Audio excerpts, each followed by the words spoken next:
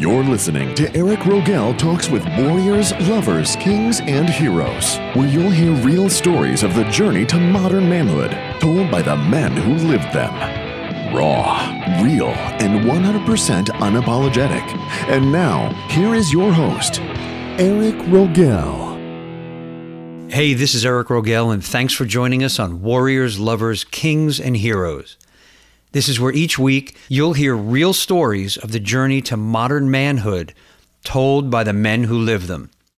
Now, before we get to today's guest, who, by the way, has a really unique journey and some very funny stories, I want to talk for a second about something I said at the beginning of last week's show. I briefly mentioned how I had always seen successful men as having been successful their entire lives, guys who are millionaires, top athletes, that somehow they just excelled at everything, always experienced the outcome they wanted, that they never failed, never took a wrong turn, never hit up against any challenges, which, of course, is bullshit. Everyone experiences failure. And looking back, I think that was just a defense mechanism I was using. Something I could use as an excuse, something to blame for the fact that I had failed in my life, so that must be the reason I wasn't as successful as I wanted to be. So with each failure, I began to believe less and less that I could succeed. But the more I actually sat down with highly successful men who are the king archetypes I interview here on the show, the more I realized, well, yeah, not only did they have failures, but the failures they had were actually part of the reason they were successful. Now, of course, a lot of other things go into success, your drive, determination, courage, passion, purpose. But it was the lessons they learned from making mistakes, in some cases, huge mistakes, ones that would have crushed other men. Those lessons they learned are what allowed them to ultimately succeed. So unlike me, they saw failure, along with facing challenges and obstacles, as something to be embraced, something to be proud of. They looked at it as another blow of the hammer used to forge them into steel. And someone said to me, and I believe it was one of my mentors, RJ, he called it the crooked path of life, or life's crooked path. And when he said it, it made sense to me. I mean, look at nature. Nothing in nature is a straight path.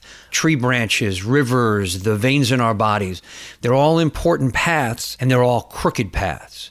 So it's the same with the path of our lives. No path in life is a straight line. There are always going to be twists and turns. There's going to be challenges and obstacles we go over and around. It's like that one step back for every 2 steps forward. They're all crooked lines on our journey that ultimately lead us to our destination, to our goals. It is also the crooked paths that teach us the most, deliver the best lessons. They make reaching the top all the more satisfying because of what we overcame along the way.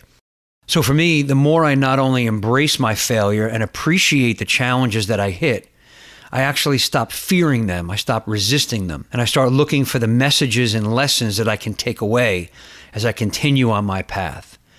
And that feels more natural, right? I mean, it just fits, because as men, we're explorers, we're adventurers, pioneers. If we're not jumping into the unknown and pushing the envelope, we're stagnating and falling backwards.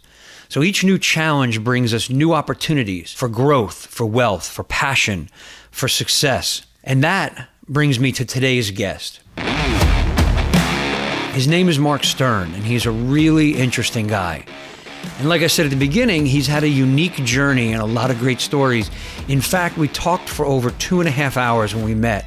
So I selected a few of the best stories, and I'll introduce them to you as they come. But what struck me as I went back through our interview was his crooked road to success, how his journey was anything but a straight line. And even though he was passionate about one thing in his life, which was music, and all he dreamed of was to make that his career, he was also open to taking advantage of other opportunities, looking for new and different things, and as he says, throwing a lot of shit against the wall, knowing they may not all work, but taking the chances anyway. Over the course of his life, Mark talked his way into a singing group at age 12, owned his own record company while still in his teens, then made a fortune in the newspaper business. He emceed one of the most unique pageants I've ever heard of, which led him to host a late-night talk show on television for years where he interviewed legendary celebrities of the time. And now, even in his early 70s, Mark owns a talent agency and still performs himself on stage regularly. As you'll hear, Mark always had exceptional drive and was pretty fearless even at a young age. As I mentioned, he always wanted to be in the music business. So when he decided at age 15 or 16 that he wanted to open his own record company, he knew he needed a mentor to teach him the business. Growing up and living in Detroit, Mark decides to go for the best mentor he can find. He wanted Berry Gordie to be his mentor, and he told me how he talked his way into Motown Records. I really wanted to open my own record company. That was the big thing. Mm-hmm. So I said, I got to find somebody to teach me the business. I mean, I could sing, I could sign with somebody, but I wanted my own label. So you had a real passion for music, even from I do. I really do. Is that really the only thing that you were really passionate about back then? I mean, was that your main focus? I didn't care about school. I just wanted to get out and go and do my thing. And that's what wound up happening when I decided there was a new label called Motown. Mm. And Berry Gordie it was a startup. He'd only been in it for a while, but he had some named people who I thought were going to become big names. So I started going down there after school every day, driving down there in my 57 Chevy. Would go in the front door, and there was a woman sitting at the desk who actually was Thelma Gordie. It was Berry's wife. And I told her why I was there. I want to learn the business. And she said, well, he's pretty busy right now. And I just kept going day after day after day until one day she said, all right, look, I'm going to get you in. And she walked me down the hall, and I remember Motown studio. It was Hitsville, USA on Grand Boulevard. There was a glass partition on the right side that you could see the rehearsal room. And Marvin Gaye, now remember, these people, nobody knew who they were yet. Marvin Gaye, Mary Wells, the Supremes, the Shirelles, all of them were there because there was a daily rehearsal studio. And so did you know who they were at the time when you were walking down the halls? You just saw people in the thing. You had no idea they were going to become legendary. I had no idea. They were just entertainers trying to make a record and make a name for themselves. After probably my 10th or 11th time going in there, Thelma Gordie said to me, okay, I'll take you down the hall. I'll introduce you to Berry. And she did. She took me down the hall, introduced me to Berry. And now remember, I'm the only white guy in the place. So they're looking at me like, what the hell are you doing here? I think I was 15 or 16 years old. And she introduced me to Berry, and I went into his office, and I'm very nervous. And even on the way there in my car, I got pulled over by the police. That neighborhood wasn't the safest neighborhood to be in. And the cop pulled me over, and he said, what are you doing down here? And I told him I'm on my way down to meet Berry Gordie. Yeah. And he gave me an escort. Oh, no kidding. Gave me an escort. He said, say hello to him for me. He gave me his badge number. I guess everybody knows him. So sure. Anyway, I told him why I was there. I want to learn the business. And he said, well, why should I teach you the business? I said, well, first of all, I promise I won't bring any black artists in, only white, and you don't have any white artists. And he laughed at me. I mean, I don't know if he took me seriously or not. He said, let's see how good you are. He says, I got a stack of acetates here. They're demo records. Let's listen to them together, and let's see if we both agree on what's good and what's not good. And he played about 7 or 8 of them, and we either did a thumbs up or a thumbs down. And we matched on every one of them. Wow. And he said, music. Let me introduce you to everybody. And he took me in the rehearsal. And I got to meet everybody. And everybody, they could not have been nicer to me. He became a mentor to you at that time, right? He did. He taught me the business. How long were you there with him for? I went back there every day after school, probably for a couple months. And I got even friendlier with everybody to the point that I would actually be in the studio while they're recording. I actually sang background on a couple things. I loved it. I was in heaven doing this stuff. And I just knew that everything that he was working on was going to be a hit. And most of them were. The groups became so famous. There was one incident I remember being in the studio standing next to little Stevie Wonder at that time. Wow. And he was doing a recording, and in the control room, they kept saying, Stevie, I'm hearing a noise. I don't know what that noise is, but it's having an effect on our finished product. So he played it back, and I heard in the background, tick, tick, tick, tick, tick. I go, Stevie, you have a watch on? He had a Braille watch on, and it ticked. I said, give me the watch, and I stuck it in my pocket, and he finished recording that day. Everything was great. I went home that night, forgot to give him his watch back. Oh, yeah. I panicked. I didn't want him to think I stole his watch from him. So the next morning, I didn't go to school. I cut school. I went down to the studio. And I said, and I looked at him and I said, I'm so sorry, Stevie. I didn't want you to think I stole it. He says, you're not going to steal from me. Everybody was just delightful. They were so nice. And now Berry himself, I mean, here's a guy who's starting probably, the legendary recording studio and label of all time. And he's got this high school kid who comes in. And just based on you and he liking the same music, he then is going to teach you how to run a business like this. Well, that's kind of a case of giving back. And I believe in that. And I had hoped that he did. And he did. There are a couple things here that really hit home for me in this story. First is Mark's determination, how he went back day after day because he knew this is what he wanted to do, and this was the man who could help him. And what blows me away is that he did this in his early teens. I know when I was a teenager, I didn't have the courage or the will to walk into the office of a man like Berry Gordie, let alone going back after being told no over and over. So Mark's courage here is inspiring. But the thing that really hits home for me is Berry Gordie. Here is a man who is building and running the most influential recording company of the time with some of the biggest stars of the time. Obviously, a man in demand with little free time for himself. And he offered his time and expertise to help a young man for no other reason than to help, to mentor someone who is as passionate about music as he was. Keep in mind, this was in the early 60s when segregation was in full effect and racial tensions were high. And with all of that going on, here is a successful black man mentoring a young white teen. It's absolutely inspiring and shows the power of men stepping up to mentor and guide other men. After Mark spent several months learning the business at Motown, he left to start his own record company. He found a partner with money who loved the music business as much as he did. I found a guy by the name of Berry Kay, whose father was like the vice president of Standard Oil or something. He had money to burn, and he loved the music business. He wanted to be in it, and he needed somebody to direct him. So he and I became partners, and we opened up a company called Kayko Records, K-A-Y-K-O. And we started looking for talent.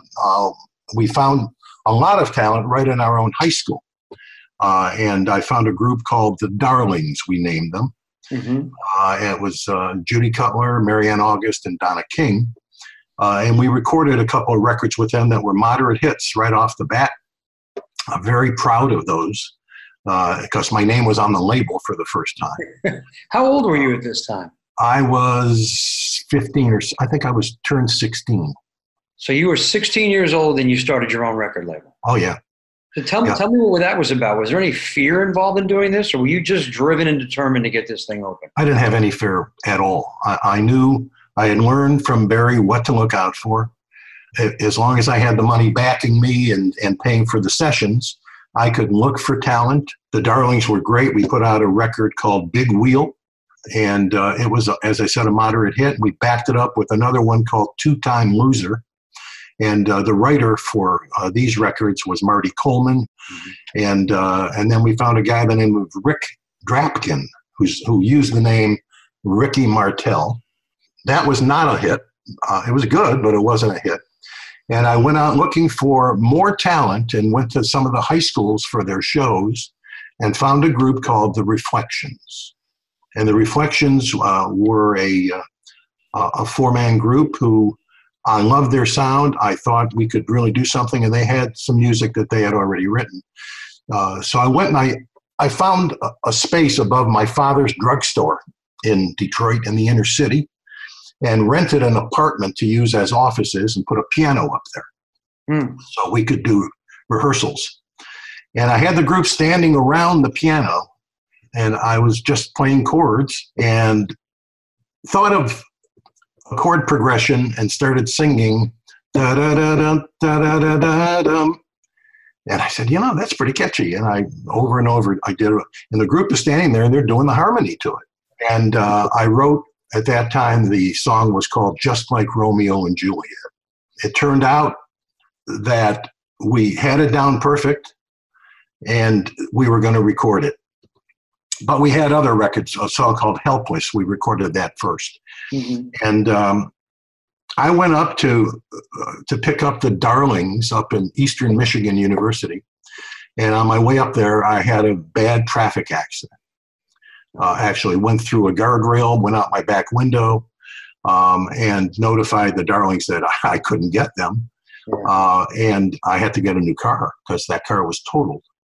So I went to Barry Kay and I said, Barry, I don't have the money to buy a car. I need to borrow the money. And he said, I got a deal for you. How about if I give you $2,500 and a new Chevy, 62 Chevy Super Sport convertible? And I said, done. But I had to give him all of my songs. I had to give him all of my interest, and I sold out of the company. So Mark sells out of the company and gives up his rights to the songs he wrote, including Just Like Romeo and Juliet, which became a hit, all for $2,500 and a car. But there's a power in not being attached, not holding on to something, and being open to something better. Because as it turns out, shortly after he sold the music company, another opportunity came up, and it turned out to be big. Oddly enough, the following month, we hear on the news that the Detroit News and Free Press are going out on strike. And my brother called me up from Wayne State University, and he said, listen, there's a couple of guys and myself who are talking about putting out maybe a double-sided sheet with news on it that we can hand out at the factories at General Motors and Ford. And maybe, I said, maybe we can sell some advertising on it and make money on it. I said, so why are you calling me? As if I didn't know. He says, well, we need money to print it. We need $175. I said, okay, count me in, because I had just gotten the $2,500. Well, I want to get to the $2,500 real quick because we kind of like flew over that. But music's your passion. This is what you want to do. You build this company. How old are you now when you sell out of it? 17 when I sold out, and I think I had just turned 18 when the newspaper strike hit. All right, so it was 1964. Okay, so you had Keiko for about a year. About a year, a little over a year, I think. So why sell out of it? I didn't have a choice. I mean, I had to have a car. I wasn't making money, but I loved what I was doing.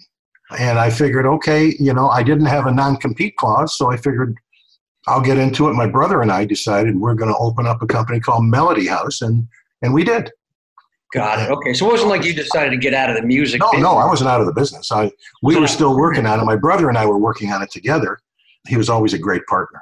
And we opened Melody House, and I broke the rules. I hired 2 black artists, and we recorded them, and it was really good. We were getting ready to put it out when the newspaper strike hit.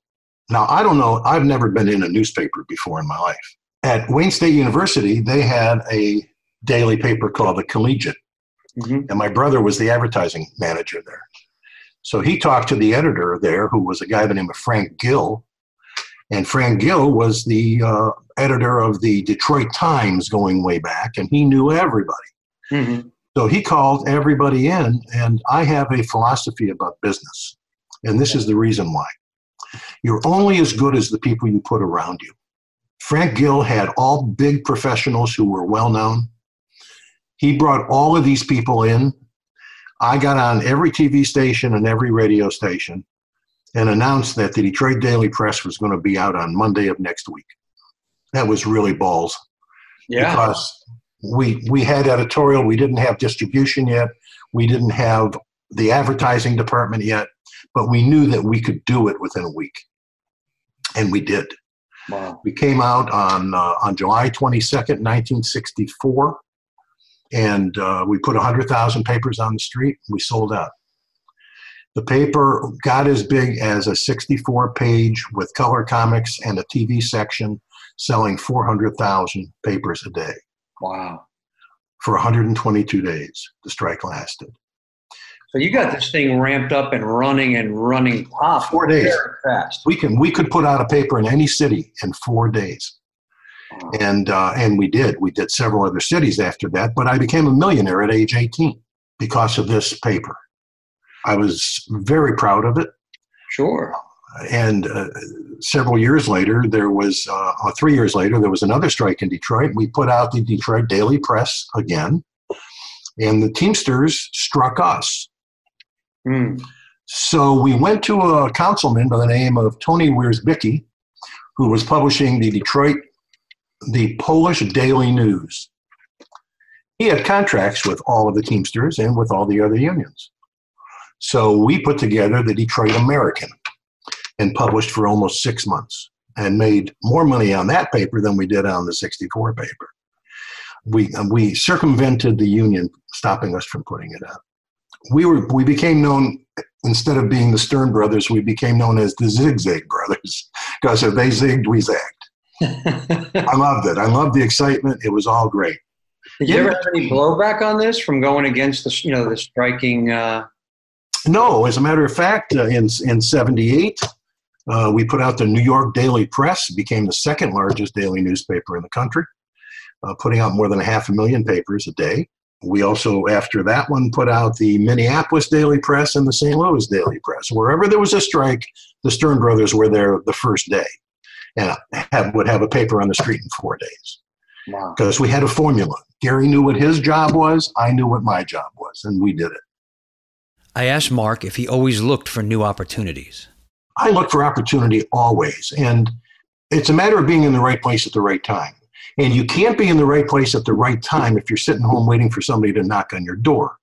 And that's my philosophy, the right place at the right time. And quite frankly, if you don't throw enough shit against the wall, you're never going to make it. You got to get out there and throw as much against the wall and hope that something sticks. And that's the reason why I have been as successful as I am. Always looking for opportunity and not just sticking to one thing, being too rigid in his thinking, that's what has led to Mark's success. Of course, that along with his will and determination. Mark and his brother Gary began investing in other companies. They needed something to do with all the money they were making, so they had people coming to them with ideas. Think of it as their own early version of Shark Tank. And while they were mostly successful, not all their decisions were winners. I took my wife on a cruise, and my brother Gary was in the office alone, and he's a lot easier, or was, I have to say, a lot easier than me. He could be sold easily. I'm tough. And this girl came in, and she must have been good looking because he never would have given her all this attention. And she said, my boyfriend is an artist, and we need seed money. We need office space and phones. And we're willing to give up 50% of the company because we can't go any further on our own. And he said, well, my brother's on vacation right now. He'll be back at the end of the week. When he comes back, leave a few pieces of the art, and I'll have him look at it, and we'll talk about it. If it's for us, I'll call you back and tell you. I came back in, and I looked at it, and I looked at my brother, and I said, this girl was really good looking, wasn't she? I think, because quite frankly, I think the art is pure shit. Yeah. And he says, well, if you feel that way about it, I'll call her up and tell her to come in and pick it up. So he calls her up, and she comes in the office, and she says, are you guys sure? I said, oh, I'm sure, believe me. This is not anything I want to put my money into. So she gets on the phone, and she calls her boyfriend to come and bring the van so that they can get the art out of the office. And she says, Peter, get over here and pick up this stuff. They really want it out of there. His name was Peter Max. Now, if you're not familiar with the artist Peter Max, his psychedelic art defined the 1960s and the counterculture movement. Sales of his posters and merchandise were in the tens of millions of dollars. So I wanted to know if Mark regretted his decision. You don't always make the right decision, but you got to make decisions. And if you're only right once out of 10 times, and it's a big enough decision, you're going to make a fortune. And that's what happened with me. The newspapers are where I made my money. The entertainment business was okay, and I loved that was my first love, and I made money in it. But the newspaper business was where it was at for me. I loved his answer. He doesn't dwell on the mistakes, doesn't whine about what could have been. He's happy with the money he's made, happy with the good decisions he's made, and he keeps moving forward. This next story is one of my favorites, Mark tells me. Mark left Detroit in 1974 and moved to Fort Lauderdale, Florida with a girlfriend. After living there a few months, opportunity literally knocked on his door. Naked opportunity. We're in this apartment, and there's a knock on our door after 3 or 4 months being there. And Eric, I swear to you, this was the weirdest thing that ever happened to me. I opened the door, and there's a couple standing there totally naked. And live in the complex. She was an Indian girl, and he was a gray, young looking, but had gray curly hair. And he said, "We're going down to the pool right now. We thought maybe you and your girlfriend would like to join us." I said, "Well, let me ask her." So she comes over to the door, and she goes, "Well, hello there." And her reaction was like she was stunned. She said, "They want to know if we want to go to the pool." And she says, "Yeah, as long as we keep our suits on." And we went down to the pool, and took about 5 minutes before we were without suits. Wow. They weren't swingers. They weren't trying to start anything. They were just nudists. And they said, "Would you like to come out to the nudist camp with us tomorrow?" And we said, "Yeah, sure." It's out in Davie, Florida, about 30 minutes away. So we went out there, and took us about 3 minutes there before we were just like everybody else. Nobody had clothes on. Wow. And I went and you have to pay $10 grounds fees. And I went and I paid the grounds fees and turned around and walked away. And the guy who took us out there, the guy with the gray hair, looked at me and he said, "Okay, I got a question for you." I said, "What?" "The woman who took your money, was she dressed or not dressed?" And I couldn't remember. Wow. He said, "That's the whole point. It doesn't matter." Okay, so we enjoyed the day. I started going out there every weekend with my girlfriend. Yeah. And got friendly with the owner of the club. And he said to me, "Listen, I know that you've been in show business. Would you be willing to MC the Miss Nude Florida pageant? We hold it here once a year." I said, "Yeah, that sounds like it'd be fun." So I did. I MC the Miss Nude Florida pageant. And after the pageant, everybody takes off their clothes and jumps in the pool. Nobody, it doesn't matter. 2 guys in the pool approach me. One of them says, "I'm a television producer. I was wondering if you'd be interested in hosting a talk show." Another guy comes up to me and he says, "I own the Miss Nude World pageant, and I'd like to have you MC it. It's up in Canada." So just by taking off your clothes, what you're saying is you got incredible opportunities by being nude. No, it was not because I was nude, because if it was because I was nude, I wouldn't have had any offers. The offer was because I did a good job of emceeing the pageant. I sang a couple of numbers, and I'm good on stage. So from agreeing to go to the pool with naked people at his door, Mark ends up with his own TV show. It's amazing what can happen when you are willing and open to anything, to all possibilities. Here, Mark talks about the celebrities he's met and how they were in real life compared to who you saw on TV. It's a great lesson in how to treat people, no matter who they are. I cut a deal with the television producer to host a talk show and we couldn't figure out what name to use. We didn't want to use Mark Stern. So we're standing in the pool, and we're throwing names at each other, and we start at the beginning, and we get to Allen. We're in the A's. I said, "How about Mark Allen?" He goes, "That's good." I said, "Okay." I became Mark Allen. Now, everything I do in the entertainment business is Mark Allen.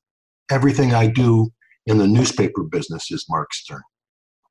So I know right away when they ask for me, I know what they're calling about. Sure. The show went on the air.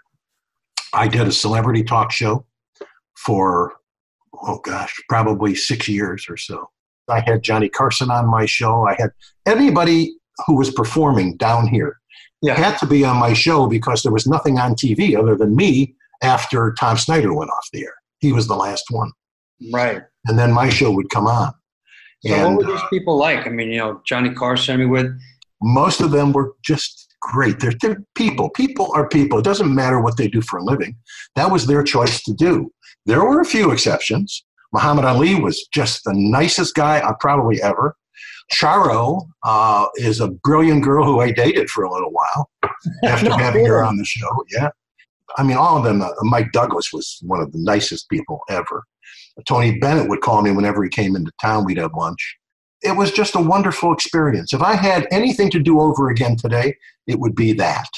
What'd you take away from that? What did you learn from being on that? Meeting these people who are household names and celebrities who just were regular people. What I learned is that it doesn't matter what you do for a living. You got to be nice to people. And if you're nice to people, they'll be nice to you. The old expression, you put your pants on one leg at a time. Well, that's how I treated everybody. I wasn't awestruck meeting and interviewing anybody. I talked to them, and that's why they liked me so much, because I didn't kiss their ass. I asked Mark if any of these men, these well-known, legendary celebrities, had a lasting impact on him. Johnny Carson did. He was a sweetheart. Mike Douglas handed me a picture of himself signed saying, "Mark, there's plenty of room at the top." I love that. I keep that. I've looked at it a million times. So that's a guy who wasn't threatened by anybody, who just felt like, hey, we can all be successful. Exactly. I love that about him. He's really, really a nice guy. Phil Donahue, also very giving, nice man. But Tony Bennett probably was head and shoulders over most of them, over all of them, I should say. Because after our interview at the Deauville, and it's so funny, when he came into to meet me for lunch, he walks up to me and very quietly says, "Hi, I'm Tony Bennett," like nobody knows. And everybody in the place laughed. And he sat down, and I did kind of a little mini interview with him before we started doing the videotaping for the on-air interview. And he said, we talked about his art, and he took me up to his suite, and his artwork was magnificent. The man is such a talent. Wow. Really. Yeah. There were a lot of them that I got to know on a personal basis, and I enjoyed that. I get along great with show people. I always have. Treating people, even legendary famous people, with respect is important, and it served Mark well in his life and career.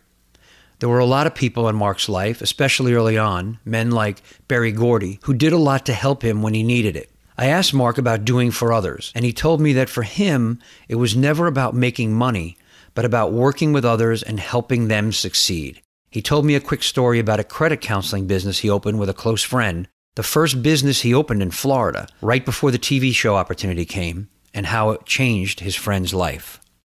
It was helping people get out of debt, and we were a free service. We got our contributions from the creditors to help keep us afloat. And we helped thousands of people get out of trouble. And they were very thankful for that.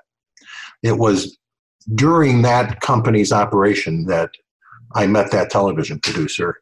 And when I was sure that I was going to do the show, I went to my partner and I handed him the keys to the office because I didn't want anything for it.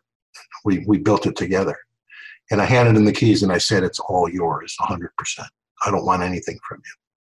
And he brought his son in, and they became a multi-million-dollar company. Are they still running it today? He retired. He's 93 years old. He's still with us, and his son moved back to Detroit.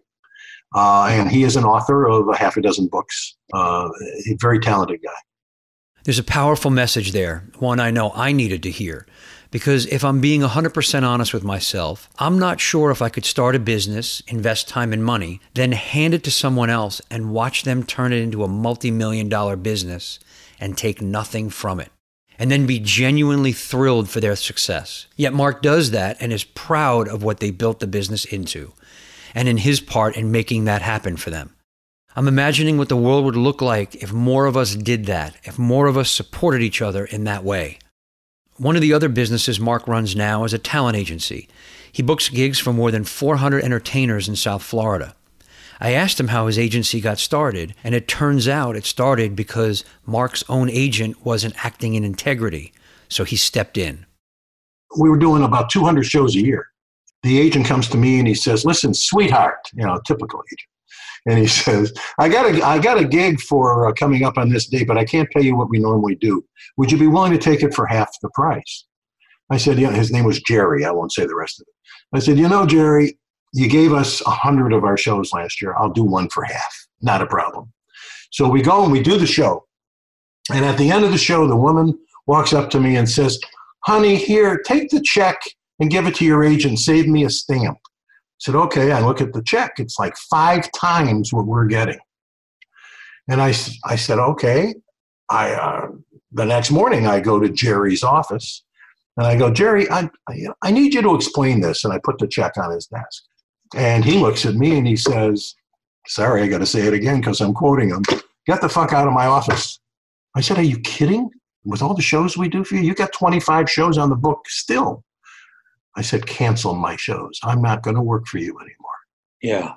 He said, really? What are you going to do? I said, I'm going to become an agent, but a fair one. So I registered Florida Talent and became the entertainer's agent because I know what it's like to be on this side. Sure. And worked on a very small percentage.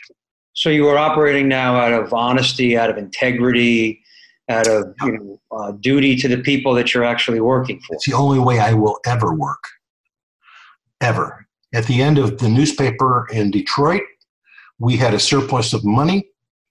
We gave $300,000 in bonuses to our employees because if it wasn't for them, we wouldn't have made our millions. Right. So we felt obligated to take care of them. And we've done that on every newspaper we ever published. We always set aside bonuses, and they were shocked. But you know what? It comes back to you in spades because when the next strike happened, we were the first place they came. Right. Okay, because they knew that we dealt with them with integrity. So it was a long term, right? When you operate in business, you're operating out of the long term. Absolutely. Yeah. Even if it's a strike, then you don't know if you're going to ever come back to that city. It doesn't matter. I'm not doing it for getting something back as a reward. I'm doing it because I want them to appreciate that we are appreciating them. We want them to know it. And in every case, that's exactly what we did. And I'm going to be honest with you. It wasn't my idea. Okay. It was my brother's idea mostly because he was a lot nicer and easier than me. But I became much more like him as time went on. He was almost 4 years older than me because money wasn't the priority. Money isn't the priority in life. If I know a lot of very wealthy people who have no friends because they don't treat people right. And the key is to treating people right, and they will treat you right also. His brother Gary was a huge influence on Mark, teaching him about appreciating people and your duty to the people who work for you and buy your products, about being honest in business and operating in integrity. Those values are a big part of our Sacred 7 core values here on Warriors, Lovers, Kings, and Heroes, and I had given Mark a copy of those 7 and asked him which hit him the most. Courage, I absolutely have unparalleled courage. I'm not afraid to do anything because if you don't do it, you don't know whether you would have. So many people back away because they're afraid of rejection. Okay? You can't be afraid of rejection. You've got to do what you've got to do. And you're not going to find out if it's a winner unless you take a shot at it. So courage is extremely important. Honesty, forget it. If you're not honest, you don't need to be in business because if you're dealing with honest people and you are honest yourself, then you've got a relationship. There is no relationship if either one of you is dishonest. Right, and it won't last long. That's the whole thing. You might get away with it once or twice, but at the end of the day, who's doing business with you down the road? That's right. That's right. Now, I run into dishonest people all the time. I'm in a lot of other businesses because I throw enough shit against the wall. I'm in a lot of other business. I just bought a salon, a beauty salon right across the street from here because my significant other has been working there for 19 years and the owner of the place kind of flipped out and they were going to close. And I wouldn't let it close. Everybody was going to be out of work. They're crying. Where are we going to go? What are we going to do? I went to the landlord and I signed a 10-year contract and I bought the place. Everybody's making more money than they ever made. I'm not, but I don't care. It's not always about money. It's about honesty, integrity, and what can you do for somebody else if you've got enough, especially. But even if you don't, I promise you, if you treat people right, you will, no matter what business you go into. That sounds like what you just did too, and that's beautiful that you did that.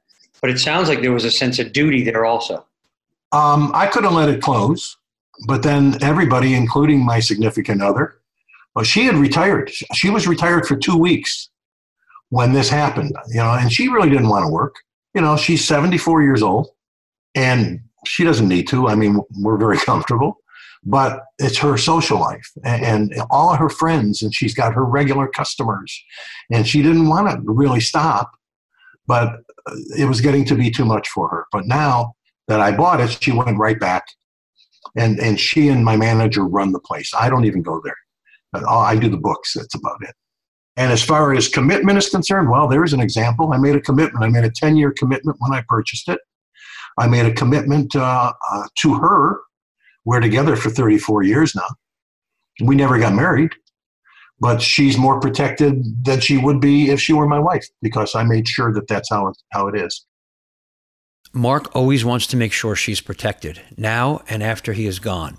This goes back to his sense of duty to others. I asked how they met, and he told me they were neighbors and their kids were friends. She was going through a rough time, so of course he helped her. And by doing that, he found not only a partner, but even more opportunity to give back. One day she called me up and she said, I've developed breast cancer. And I was horrified because we were friendly. And she said, and I can't sit here all day doing nothing. I have no hair, but I bought a wig. And when you go into work in the morning, please take me with you, because my husband can't handle this. So I took her with me.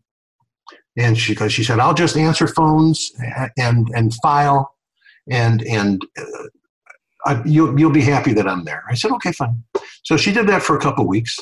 And after a couple of weeks, she said to me, you do all the pay stuff. We didn't have computers to work with at that time. I see your guys in back are doing pay stuff. Can I learn how to do pay stuff on the newspaper? I said, sure. You want to come back at night? Come on back. I didn't come back. I was home. I mean, I'm married. My wife did not like the music business. She did not want me performing, but she loved the newspaper business. So I didn't want to make waves. So she came back and she learned how to do pay stuff. After a couple of weeks of that, she said, you go out and sell advertising all day, don't you? I said, yes. She said, can I go with you one day? I said, yeah, if you want to. So she came with me and listened to my sales pitch.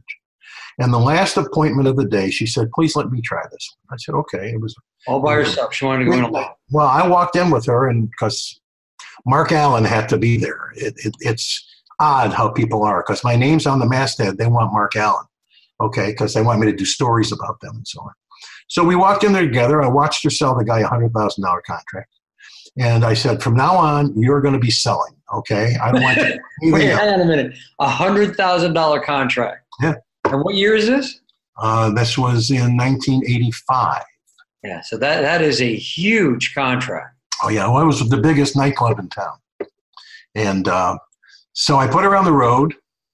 One account in particular I sent her to called the Cheetah. And she didn't know. And she walked in the door. I live down here and I know what the Cheetah is. She walks in the door and she gets on the phone with me and she says, you son of a bitch. I go, what? She says, the only thing this girl had on was an ankle bracelet. So anyway, she was a great salesperson. And I really couldn't afford to pay her the commissions. So I made her a partner. And she was thrilled. Her husband wasn't. And she became very self-sufficient, didn't need him anymore, divorced him. Mm. We found her an apartment. She developed breast cancer a second time, and she developed breast cancer a third time. Mm. And we were going to all of the breast cancer functions, fundraisers. We were doing everything. And I said to her, listen, I have an idea. She said, what? I said, let's open a foundation and raise money, because we met so many women who couldn't afford to pay for the surgery or the psychoanalysis in a lot of cases. Right. After the surgery. Let's raise money for them and get a doctor's panel who are all involved in breast cancer. And we opened the Pink Ribbon Foundation. And the Pink Ribbon Foundation raises money. I do concerts. I bring in, because I have a line to all the entertainers as my Florida Talent Corp, I bring in my best entertainers, and we do We do fundraisers at the hospitals. They charge us nothing. The entertainers charge us nothing. Wow. And whatever we raise goes to the women who need the money. And we make sure that they need the money before we release it to them. Right. We pay the doctors directly. We don't give it to them. And we also sponsor their recovery group meetings here in South Florida every week. So we're doing a lot on that front and very proud of what we're doing. And we raise money. A lot of it comes from the Harry Mangurian Foundation, who is a very philanthropic man and who was wonderful to people also. And his organization donates a lot of money to our group. I asked Mark about his duty to give back, and we got into a discussion of honor, of being fair in business and making sure everyone benefits from the deal and the impact that can have. Your last item on here, because commitment, duty, and honor go without saying, that is so important to me, especially the honor. I learned that from my brother. Tell me. Well, he was, as I said, he was a much easier going. He would, if we were in negotiations for something, he would give away the farm every time. He would give away the farm. He didn't really look at what we were left with, even if we had an opportunity to make a lot more money. He didn't even go for that. He went for what he was comfortable with and to make sure that they're making money in this contract or they're not going to stay with it. And he taught me. He really did. And for me to say it in these words now is probably the first time I've ever said it out loud. Unfortunately, he died last year. Sorry to hear that. And it was a terrible loss for me. But nevertheless, it's he was the maker of the rule, throw enough shit against the wall, because he found the deals and I negotiated the deals. And it worked like a charm. I mean, we made so much money together, and we made so many friends doing it. At his funeral, it was just packed with people that we had grown to love and who loved us. And very important to me. And I would think that in business, I mean, the way he did business, like you said, with honor and making sure everyone was happy, I mean, that proves that lasting legacy of his, right? Yeah, it does. It does for me. Mark then told me a quick story about working with the Jerry Lewis Telethon. It was about giving the kids something to do, a sense of self-worth and accomplishment, more than just being the recipients of donations. So I came up with this idea because I had co-hosted the Jerry Lewis Telethon one year, to get in touch with Jerry Lewis and see if we can get Jerry's kids to sell our newspapers on the corners. The kids that were able to, on the corner, to sell the papers, and usually with their parents, it gave them a sense of belonging, it gave them a sense of accomplishment, and it gave them an opportunity to make some money. And we paid them double. We didn't care whether we made money or not. They were thrilled. They were all thrilled. That's an example of giving back again. Through my life, all of it has been, in everything that I've done, there is an example of giving back. Because if you don't give back, you don't deserve what you got. You know, when you start out, you need the money. That's all you're thinking about, is making the money. And then when you get to a point that you've made the money, some people get worse. Some people have to make more money. And some people say, I have enough to be comfortable. I don't have to kill somebody to make money anymore. And that's where I'm at. And I have been just so lucky that I'm thankful. And how do you pay back your thankfulness? By doing something for someone else. With all of Mark's success and his drive and commitment to give back, I asked him about any challenges he faced in his life, and I was surprised at his answer. I had parents who were not favorable of my doing what I was doing, trying to open newspapers and record companies and all the other things that I've done. Their philosophy was old school. Just go out and get a damn job. I had a problem because my mother was an alcoholic, And my father owned a drugstore, so he would help himself whenever he wanted anything.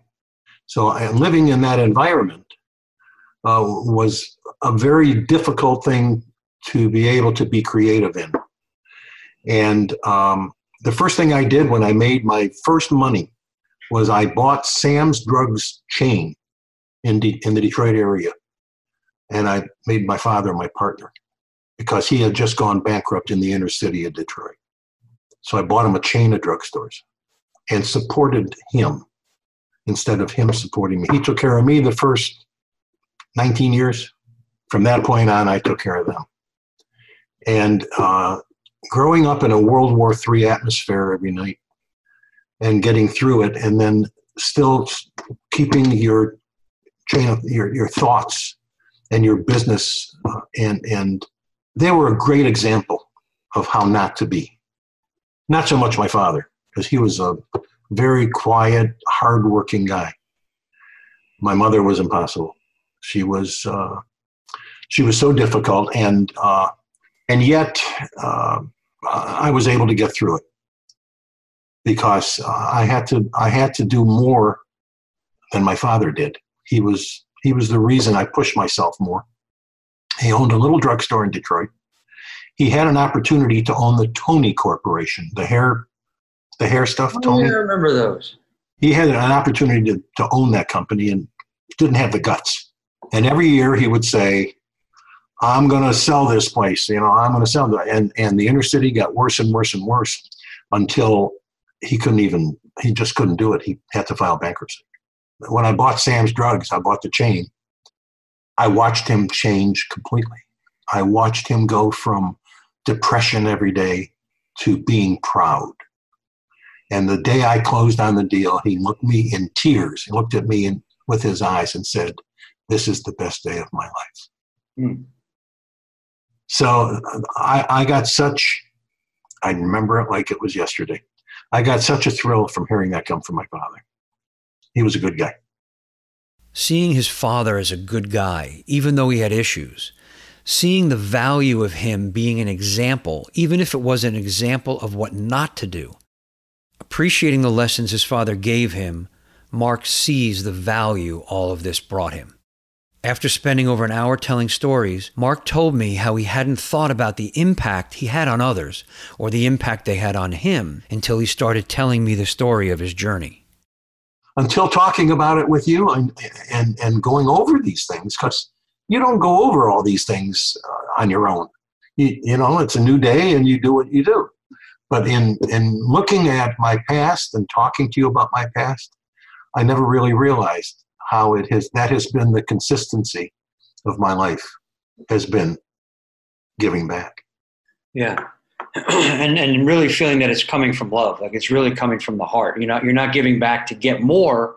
It truly is just a giving back. That's all it is. Yeah. And you know what? And my significant other will tell you this too. I spend my life and I spend my time helping people. Whatever their problem is, I'm the fixer. And Mark never saw a need to fix himself, never saw himself as a victim. Even with the family life he had when he was young, even with the few failures he experienced in business, all of that actually drove him harder and made him look for the beauty in life. My parents said, or any of the people around me on a daily basis said, you can't do it. You're never going to make it in this. The harder I fought to say, you guys are wrong and I'm going to show you. I have a friend who developed cancer, pancreatic cancer, stage 4. And he looked at me and he said, they have this new treatment out in Utah. I'm going to go out there and try it. And he and his girlfriend, who worked in the beauty salon, she wanted to marry him before he died. So I made arrangements to have clergy come into the hospital and marry them before he went, because he was in and out of oxygen and couldn't breathe on his own. So I had one of my very close friends go there and marry them. And they went off to Utah on this treatment. And I encouraged him every step of the way. Do what you have to do. I got a Facebook post from him last night and his wife now saying that they just did all the tests and he is 90+% free of cancer. Whoa, from pancreatic stage 4. Pancreatic stage 4. Which is typically a death sentence. He knows it, but he wouldn't let it beat him. He said, I'm going to beat this thing. They went on Facebook as Go Team Craig. Craig is his name. 231 people joined it. And I'm so proud of them. I mean, to go there and to do this treatment and stay positive. They went whitewater rafting yesterday. Wow. This is a guy who was on a ventilator who was like this close to dying. And they went out whitewater rafting. And I'm so thrilled for them. And I encouraged them as much as I could. And I can't tell you how happy. My heart was smiling when I heard this news last night. That's all. Oh, absolutely. That's beautiful. I mean, there's nothing else in life you can experience like that. After hearing that, I asked Mark about his favorite life lessons. My life lesson is that if you are the type of person that's going to sit home every day and watch television or wait for deals to come to you, you're not going to ever be successful in business. The only way to be successful in business is to get out there, like I said before, throw enough shit against the wall, be in the right place at the right time. And you can't do that if you're not any place. That's my life lesson is get out there. Now at this point in my life, it's a little different because I'm not really out there looking for deals at 73. And quite frankly, I don't need them. I'm comfortable for the rest of my life, no matter what I do. But for the young guys that are watching this thing, don't sit on your ass. Get out there. Even if you think it's non-productive, something happens. Some deal will come along. Hey, when I went to a nudist camp, and the guy asked me, after seeing me MC a pageant, asked me if I would do a talk show. Out of nowhere. I wind up being a very successful talk show host. And that couldn't have happened if I was sitting home watching TV.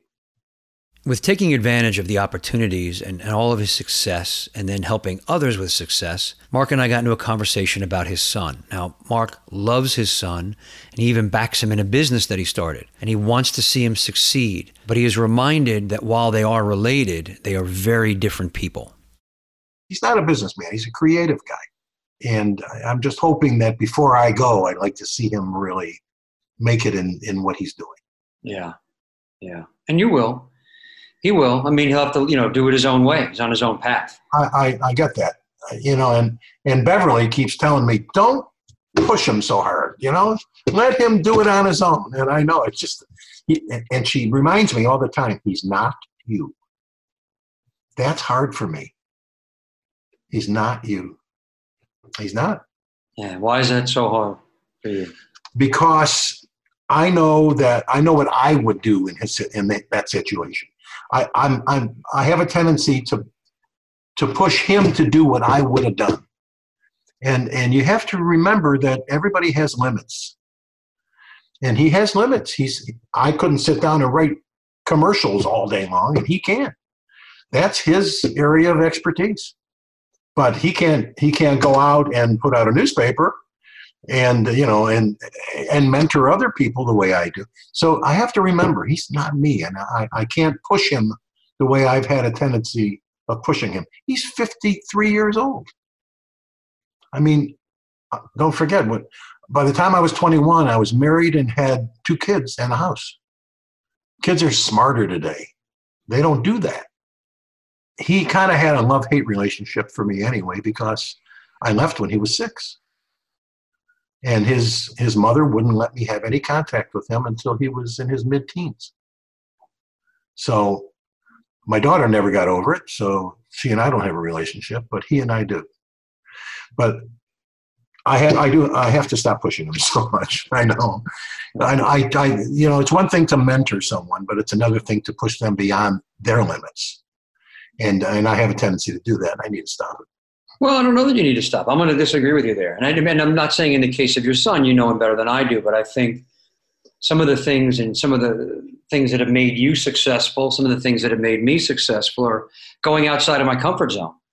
right? Being pushed a little bit, not hammered into the ground, but pushed beyond that comfort just a little bit to get you to kind of grow and grow and grow and grow and grow.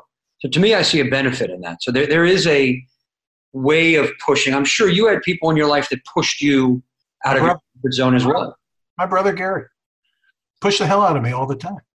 I mean, I had never done any of these things. I didn't know anything about newspapers or to get on TV. And I was risking my reputation going on TV and saying, we're going to have a newspaper on the street in 4 days, and we're going to have home delivery and we're going to have this and this and this. I was bullshitting. I mean, I didn't know what we were going to have, but I had to ask myself, what's the worst thing that's going to happen if we don't? I was wrong. Sorry. Right. We didn't have it on the street in 4 days. Right. Exactly. Yeah, that's it. So, and that's what I learned. That's what I really learned from him. Yeah, you have to go outside comfort every once in a while. It's the only way you're going to grow. Otherwise, you're either stagnant or sliding back, and that you don't want to have happen. But you have to remember one thing when you're throwing all this shit against the wall. You have to remember one thing. All you need is one winner. Out of those 10 deals, if you get one big one, the other 9 didn't count. Don't look back. And that's why I look back at Peter Max and I laugh. Oh, okay, I messed up. I missed that one. Yeah. Doesn't matter. It doesn't matter. Go out there and try your best. You'll make it. You'll find it. But you can't do that unless you're out there trying your best. The key is don't be afraid. Don't be afraid to not make it in something. You'll make it in something else. But if you don't try, you have no chance.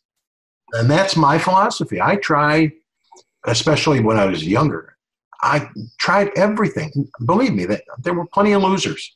But I don't even remember them because they're unimportant now. I love what Mark says here, and it's something many of my guests have talked about not being afraid to fail, not having fear of trying something new and it not working out.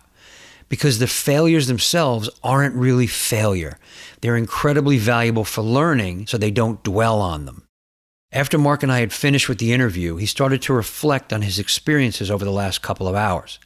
Remember, Mark is 73. He's had a long life, a lot of experience and success, but he hadn't reflected on much of it for years. Mark got quiet for a second. Then he told me being on the show opened his eyes a lot. There were things in his life he hadn't thought about until we talked, and he had some new insight on events and people in his life. I asked him about those insights. Well, I think the benefit of being a guest on your show is that you do some soul searching. You look back at everything that you've done, which isn't a normal thing for a guy to do at this point. I don't think anybody goes back. I went back to age 12 with you and talked about everything along the way, good and bad. I would never have thought of these things if I wasn't talking to you about them. And they opened my eyes to a lot. I'm understanding my reaction to a lot of things, including where my parents played a role, and especially where my brother Gary played a role, where my ex-wives played a role. All of these things and the entertainers along the way.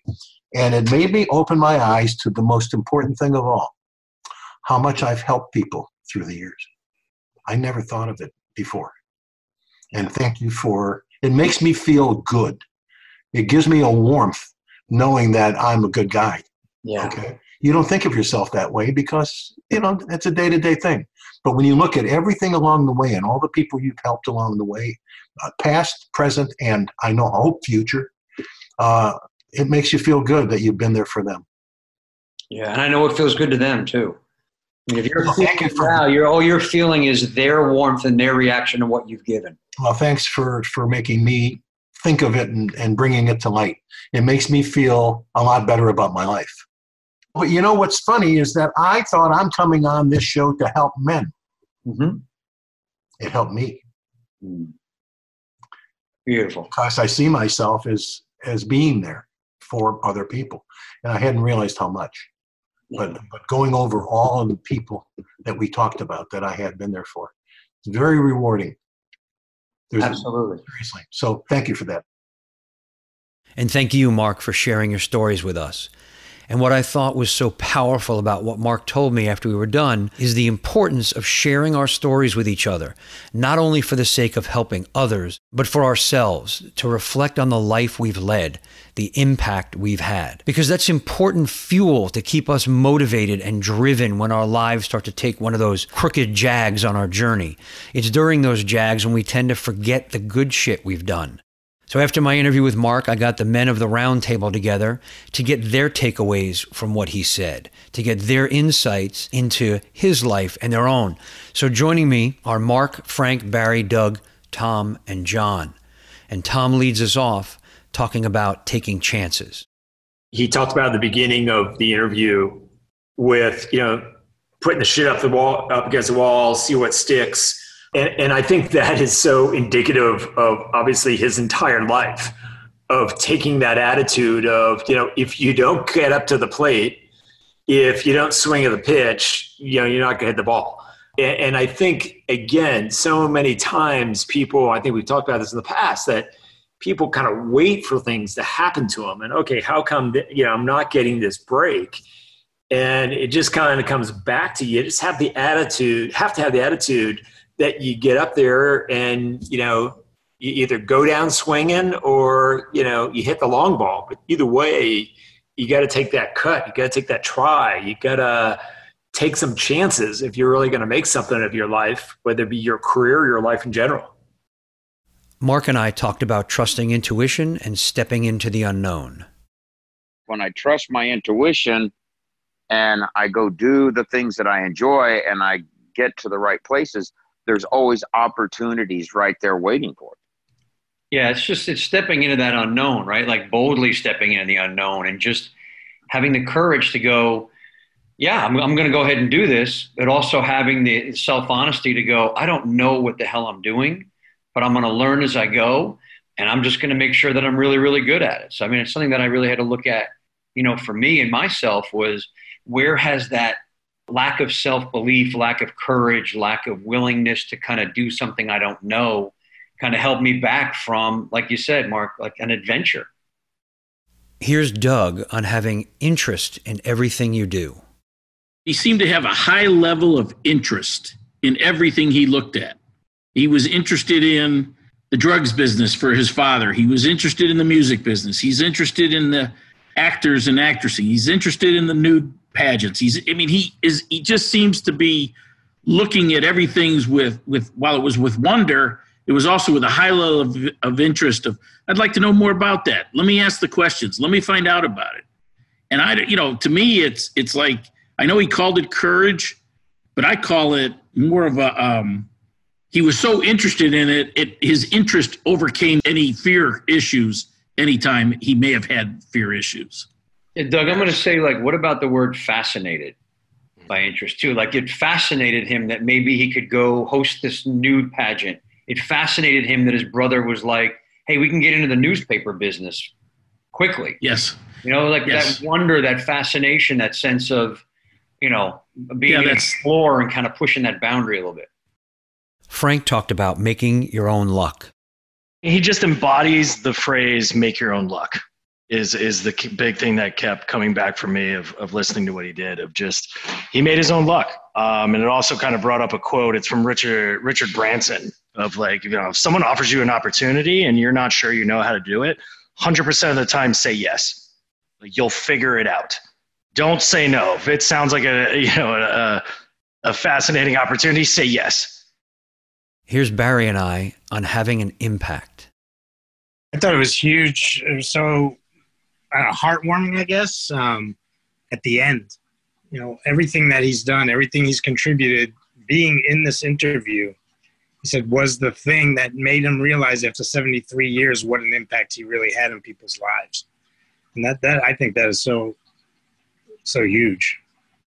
That's part of why we tell the stories, right? Because it's, there's this thing in society about being humble and not, talking about yourself. But in some points, it is taking ownership and appreciation of your own wins, of the stuff that you do. And I think in telling these stories, not only do we impart that wisdom, that experience, that knowledge onto others, but we also reinforce it in ourselves. Hey, this is what I'm doing with my life. I'm living a good life. I'm being a good man. I'm doing the things that I need to do. And it's that reinforcement for yourself that's so important too. John jumped in with the importance, or I should say lack of importance, of taking the traditional path.